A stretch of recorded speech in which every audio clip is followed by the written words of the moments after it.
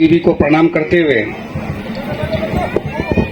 आप सबका, विशेषकर जो आसो घाट के इस महोत्सव को कर रहे हैं, पूरी कमेटी को मेरा बहुत बहुत धन्यवाद, बहुत बहुत अभिनंदन कि आप लोगों ने एक बहुत ही अच्छा कार्यक्रम यहाँ पर किया है और मुझे भी इस कार्यक्रम में उपस्थित होने का अवसर दिया।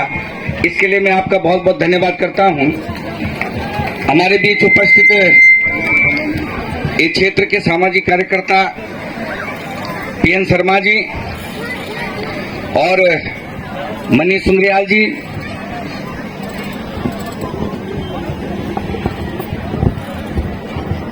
उपस्थित तमाम आसो बागली के इस कार्यक्रम के जितने भी हमारे आसो घाट के पदाधिकारी हैं, वो श्री संजय सत्यवली जी जो हमारे पड़ोस में से ही आए हैं, श्री कुशाल सिंह बिज जी, श्री बख्तवार सिंह जी, श्री नारायण सिंह जी, श्री चंदन सिंह जी, सत्यनारायण सिंह जी, जगमोहन बिष्ट जी,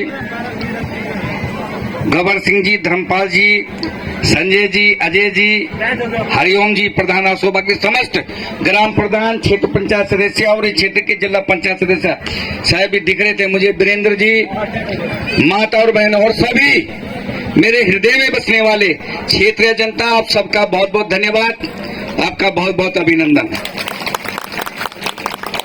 कार्यक्रम के लिए मैं समस्त ग्रामवासियों, क्षेत्रवासियों का बहुत बहुत धन्यवाद करता हूं, क्योंकि जीवन में उत्साह होना चाहिए और जीवन में हर चीज का कितनी भी कठिनाई है, उस कठिनाई को बड़ी सहजता के साथ, उत्साहित के साथ, प्रसन्नता के साथ उसको पूरा करना चाहिए, उस कठिनाई को पूरा निभाना चाहिए। और मैं समझता हूं कि आज जो हर्षोल्लास इस गांव में, इस क्षेत्र में हुआ है, उसके लिए मैं तमाम समिति का बहुत बहुत धन्यवाद करता हूं, अभिनंदन करता हूं। और आज ये जितना भी हमारा कार्यक्रम है, अभी आप देख रहे थे कि माधो सिंह भंडारी जी की जो प्रस्तुति अभी हमारी बहनों ने किया, निश्चित रूप से हृदय को छूने वाली थी, हृदय को छूने वाली। और उस प्रस्तुति से हमको एक संदेश भी है कि माधो सिंह भंडारी ने अपने वंश का समर्पण कर दिया, अपने वंश का, समाज के काम के लिए, अपनी व्यक्तिगत काम के लिए नहीं, समाज के काम के लिए। और आज यही विकास के लिए आज हमको करना है कि अगर चाहे जमीन देने के समय में जमीन दे, अगर तन से देना है तो तन से दे, धन से देना है तो धन से दे, और अगर किसी चीज का भी समर्पण करना है तो जनता के लिए वो समर्पण हमारी भावना में होना चाहिए, हमारे जहन में होना चाहिए। और मैं समझता हूँ कि माधो भंडारी ने जो हमको संदेश दिया है, उसको हम सब लोग स्वीकार करेंगे और क्षेत्र के विकास के लिए अपना समर्पण करेंगे।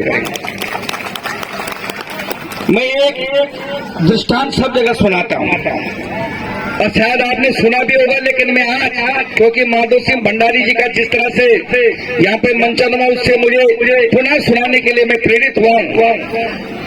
आपके घर में, हमारे गांव में, घर में, शहर में, सब जगह दो जानवर हैं। एक जानवर है कुत्ता और एक जानवर है बकरी। कुत्ते के बच्चे कितने होते? कब का बच्चा नहीं, कोबरा का 12-12, 15-15।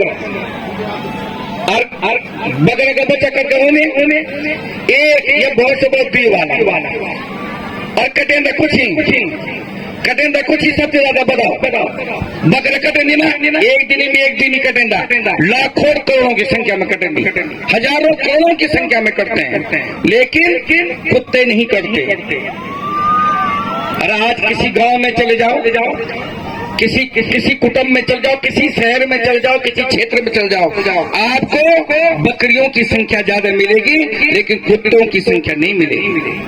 आखिर में क्या कृपा है ऐसी? जो कटते ज्यादा है, पैदा भी कम होते हैं, उनकी संख्या ज्यादा है, लेकिन दूसरी तरफ जो कटते भी नहीं है, लेकिन बच्चे भी 12-12, 15-15 होते हैं, लेकिन आज भी संख्या गिनते, उनकी संख्या ज्यादा नहीं है। क्या कृपा है ऐसी? ईश्वर की कौन सी कृपा ऐसी है? एक ही गुण है जो उनके वंश को बढ़ाता है। आप अगर बकरी को दाना दे दोगे तो म्या म्या करके वो अपने संगी संबंधी सब जितने भी होंगे सबको बुलाएंगे और उसको मिल बैठ कर खाएंगे। लेकिन कुत्ते को अगर आप रोटी दोगे, अगर बगल से उसके वंश का दूसरा कुत्ता का गुजर गया तो अपनी रोटी छोड़ के उससे लड़ने चले जाएंगे। जाता है कि नहीं जाता वो? तो भगवान भी कहते हैं कि जिस वंश में, जिस समाज में, जिस क्षेत्र में, जिस गांव में, जिस राष्ट्र में एक दूसरे को समर्पण की भावना होती है, बलिदान करने की भावना होती है, उसको अगर भगवान भी उसका वंश और यश और वृद्धि रोकना चाहे वो भी नहीं रोक सकता, उसकी वंश वृद्धि बढ़ती रहती है। लेकिन दूसरी तरफ अगर कोई अपना लड़ना चाहता है, कुटुंब में लड़ता है, समाज में लड़ता है, एक दूसरे का नुकसान करना चाहता है, समर्पण की भावना नहीं है, अगर उसका वो कितना भी धन संपदा अपने घर में संग्रह कर ले, लेकिन उसकी वंश की वृद्धि और उसकी यश की वृद्धि कभी नहीं हो सकती। ये ईश्वर की कृपा है। तो आज हमको ये मेले के माध्यम से हम सब लोग संघे शक्ति की भावना से कि हम सब लोग एक इस क्षेत्र के विकास के लिए, अपने समाज के उत्थान के लिए हम आगे बढ़ेंगे। आज एक बहुत बड़ा संकट आज हिंदू समाज पे आया है, बहुत बड़ा। आप सोच लो, जो लोग फेसबुक देखते होंगे, सोशल मीडिया से जुड़े होंगे, आपने देखा कि पुरोला में एक नहीं, दो नहीं, बल्कि कम से कम 20-25 महिलाएं, लड़कियां, हमारी छोटी बेटियां, एक दूसरे संप्रदाय मुसलमान के लोग हमारे 20-25 बहनों को जो है ऐसा बहका के नाम बदल के फेसबुक के माध्यम से उठा के ले गए हैं, और बाद में उनके साथ आप देख रहे हैं कि टुकड़े टुकड़े करके उनको बहन बना दिया जा रहा है। ये आज संकट आ रहा है। मेरा सबसे निवेदन है कि आज हिंदू संस्कृति को बचाने के लिए ये मेले भी बहुत बड़े माध्यम है। अपने संस्कार को जानने के लिए भी मैं देख रहा था कि रामलीला कमेटी के जो हमारे छोटे छोटे बच्चे थे, जिस तरह से भगवान राम की स्तुति कर रहे थे, इससे लगता था कि संस्कार भरने का काम हमारे कुछ लोग कर रहे हैं। तो इसलिए हम सब लोगों को अपने बच्चों के मन में संस्कार भी भरने पड़ेंगे। हिंदू धर्म में हम सब लोगों को, हिंदू धर्म क्या है?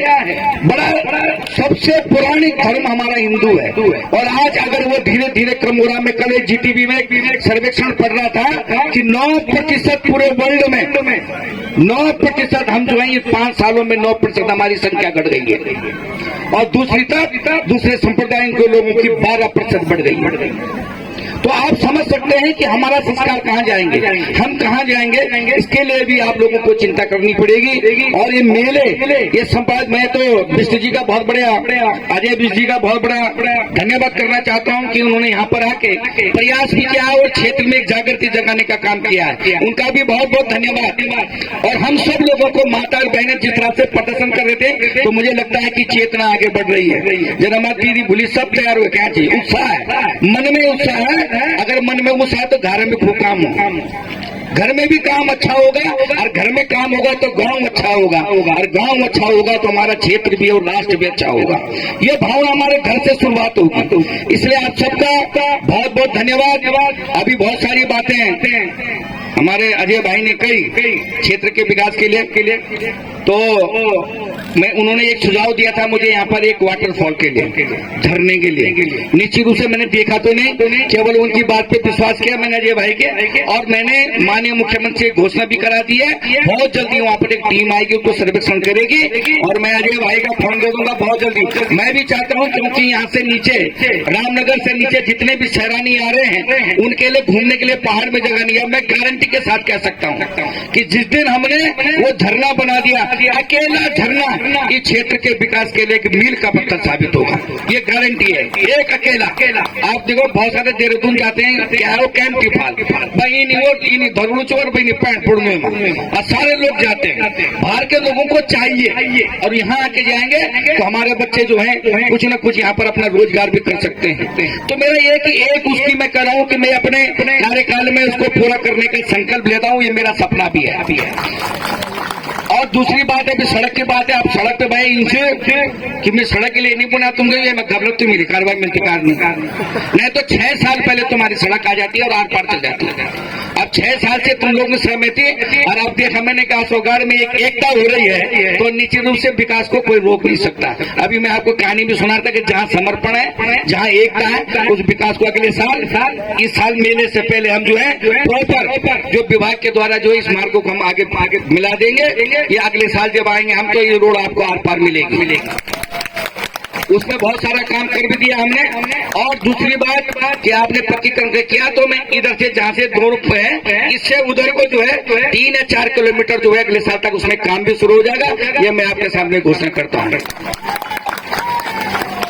क्योंकि जब मैं पहले जब आता था तो पैदल आम झंगे तो लगता था कि मुझे भी लगता था कि वास्तव में बहुत आखिरी गांव बहुत अधिक, उधर भी नहीं थी रोड, इधर भी नहीं थी रोड, बड़ा दूर गांव था। लेकिन आज बहुत बड़ा सौभाग्य है कि हम लोग यहाँ पर सड़क ले आए, बहुत जल्दी आपको अच्छी सड़क भी मिलेगी। अभी जो मोदी जी का मिशन है घर घर जल, उसके लिए भी आपके यहाँ योजनाएं चल रही हैं। और कहीं पानी की कोई कमी होगी तो आप निसंकोच मुझे बोल देना, हम आपके सेवक हैं, इसी काम के लिए यहाँ पर आए हैं। बाकी आप लोगों के ऊपर हमारा, आप लोगों ने मुझे जिम्मेदारी दी है 5 साल सेवा करने की। आप चिन्ह में तो आ ही जाता हूँ 1 साल 1.25 साल के बीच में, क्योंकि मैं क्षेत्र बहुत बड़ू मैं तुमसे बताया जो नहीं पहले बहुत लंबू है और सड़क नहीं था मेरे क्षेत्र में, सड़क में जान और नहीं छोटो ठीक है क्योंकि अब हमारे पास सड़क हो सकूंगी आप रेजोल में गई, क्योंकि आप सड़कें लगभग 90% क्षेत्र में चले गई हैं। और हम चाह रहे हैं कि कोई गांव न छूटे। सिर्फ ये है क्योंकि लेनी डांडा ब्लॉक में एक मैंने बड़ी परेशानी देखी कि मैंने 6-7 सड़कें दी हैं, लेकिन लोगों ने गांव के झगड़े के कारण वो सड़कें बढ़ नहीं पाई। तो मेरा ये निवेदन है कि ये भावना मत छोड़ो, सड़क जहां जाएगी विकास अपने आप दौड़ के वहां आएगा, दौड़ के आएगा आपके पास, हर चीज आपके पास आएगी। इसलिए पहली प्राथमिकता सड़क है। इसलिए जहां भी लोगों की सड़क की आवश्यकता है, अगर वहां पे लोग भूमि देंगे तो सड़क आपके घर तक पहुंचाने की जिम्मेदारी मेरी है। तो मैं अधिक न बोलते हुए आप सब लोगों का बहुत बहुत, क्योंकि मैंने अभी रामनगर भी जाना है और मुझे पहले पूछा लोग ऊपर कर लिया, पर अब लोग बड़े गुना बोले फूक खामल तो बढ़िया हो गया, ठंड हो गया है, अब कूलर का काम कर दिया आप सबके सामने। तो इसलिए आप सबका बहुत बहुत धन्यवाद। आप सब लोगों को मां भगवती से प्रार्थना है कि आपके घर में यश वृद्धि रहे, आपके वैभव आपके घर में रहे, आपके परिवार में आप सबके सब जो है निरोग रहे, ये मैं भगवान मां भगवती से प्रार्थना करता हूँ। और आयोजक मंडल का मैं पुनः बहुत बहुत धन्यवाद करता हूँ। और अभी मैं पता भी कर रहा था कि यहाँ पे कुछ लोग जो अपना सेब का बगीचा लगाना चाह रहे हैं, कुछ करना चाह रहे हैं, तो मैं समझता हूँ कि अब हमारी नई पीढ़ी है जो, देखिए अब सरकारी नौकरी नहीं मिलने वाली, ये तो आप गांठ बांध लीजिए। सरकारी नौकरी तो धीरे धीरे धीरे कम हो जाएगी, आपको अपने पांव पे खड़ा होना पड़ेगा। और मैं आपको बता दूं कि मेरे एक गुरुजी थे ना, मेरे एक बोल बचाओ कि स्वर्ग की दासता से नर्क की बादशाही अच्छी होती है। दूसरे की नौकरी करने से बढ़िया अपना कारोबार करना सबसे बढ़िया है, जहां आपको एक एप्लीकेशन नहीं देनी पड़ेगी मुझे आज छुट्टी चाहिए, आज मैं लोड़ा चूड़ा कर बाबू जी मुझे छुट्टी दे दे, यह कोई नहीं। जिस दिन आप अपने पांव में खड़े हो जाओगे उसी दिन हमारा देश अपने पांव में खड़ा हो जाएगा। आज जैसे मोदी जी के नेतृत्व में ये देश आगे बढ़ रहा है, ये तभी और आगे बढ़ पाएगा जब आप सब लोग अपने पांव में खड़े होंगे। तो मैं उन लोगों का भी जो यहाँ बगीचे लगा रहे हैं, खेती कर रहे हैं, निश्चित रूप से पहले बहुत परेशानी होती है। जब आग जलाते हो ना, अगर सिले अलगड़ा वाला तो वैसे फुगुन धुआं भी हो जाए और मुंडर भी हो जाए। अब लेकिन आग दे जेवर आग लगे जाएंगे वो एक बात बुझा नहीं सकता कोई। वो आग अगर यहाँ पर आपने विकास के लगाई है तो फिर आगे मुझे लगता है कि बहुत आगे जाके ये बढ़ेगी और आप सब लोग उस विकास की गंगा में आप हाथ भी धोगे। ऐसे विश्वास के साथ आप सब लोगों का बहुत बहुत धन्यवाद।